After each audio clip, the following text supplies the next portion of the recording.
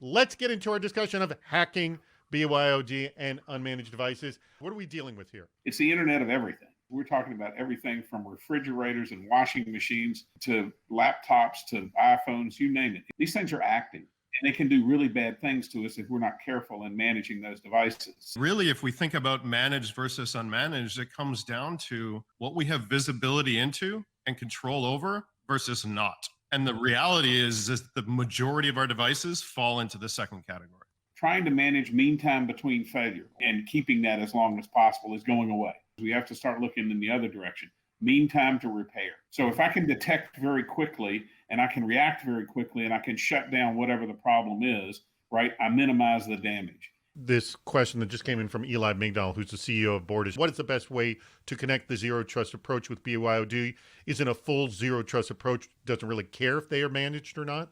What does work is monitoring everything. How I've done this in the past is I broke my environment into two key categories, critical and important or not. So if a television started acting differently, I would isolate it, contain it, and respond to the event. When those behaviors went abnormal, we either triggered isolation or triggered a response.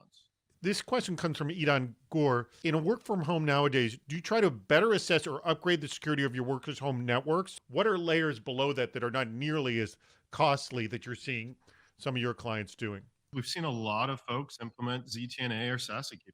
You start to worry less about the state of a device and worry more about the fact that you've got those activities coming to and from that device being brokered by something.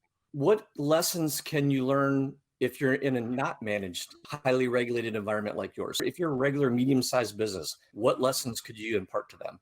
Security at the end of the day starts at the top, right? I mean, you've got to have buy-in from the CEO, the CFO, and those people, and it has to filter down to the staff, meaning they have to really mean what they say. So it has to be more policy and governance based. In many cases, our success in unregulated environments comes more so from understanding critical business strategy, critical business operations, and those corresponding services and solutions, and the underlying risks that are standing in the wind or in the wings waiting to disrupt them. And we've got to be transparent with the business as to what we've got to do to manage that. We are going to now play the Department of Yes. You have to fully believe Apple and Google's marketing that they say they have inherent security and they have lack of vulnerability in devices. What would you do in such a situation? I completely trust the state of those devices because I've got a laundry list of risks that I've got to focus on, and I've got a heck of a lot of vendors that I have zero visibility into. It allows me to shorten that list of my focus areas in terms of what I need to, or where I need to manage risk. We clearly think that you should move to Apple and Google and buy everything that they offer up because it's such a good thing. And it doesn't have any vulnerabilities, and therefore cybercrime is out of business, and we're all safe, sound, and regulated. Bring all the devices in your workforce's homes. All of those devices are now going to become under your company's management. Why is this a good idea? If we had to do that, right, then clearly you could have more of a trusted environment. If we can do that, if we can manage that, then clearly we could build a trusted environment in everybody's home. I understand everything that's connecting into our environment. I understand what our users are using at home. I understand what risks they're putting themselves into. I understand what risks they're putting the business into, and I can manage all of it. I think the idea of continually driving down zero time to repair. Look, the technology is now coming out. You're seeing it from vendors.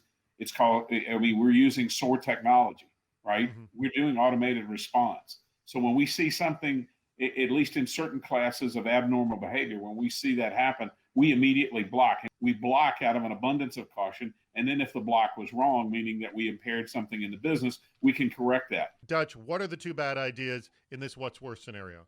Option one is skip step one. And by that, they mean skip doing any kind of asset inventory whatsoever versus use the same password for everything. Which one is worse? Okay, go for it. So no asset inventory is what I'll say, because you could apply compensating controls to the password scenario. I take the other direction. I think it's worse to have the same password. I see too many people try to use Spring 2020 as a password. Okay? I mean, we've never yet done a pen test where we don't have people use a dumb password. So setting a single password to everything gives hackers an open invitation to take everything you own. I think we no longer live in an isolated world. There are no walls. Geography doesn't matter, and it's the universe of the internet now in cyber. And I think the only way to fix these problems long haul is to begin to look at what we were talking about, better governance models, and the idea of some sort of universal set of standards that apply to everybody who's writing and deploying software into these environments. Start with visibility. We can't manage risk around everything. We have to prioritize our efforts around what matters most to our business. So start with critical business services, critical business solutions, critical business strategies, and work backwards from there with an understanding of what is most challenging them from a risk perspective. And that's got to be our focus.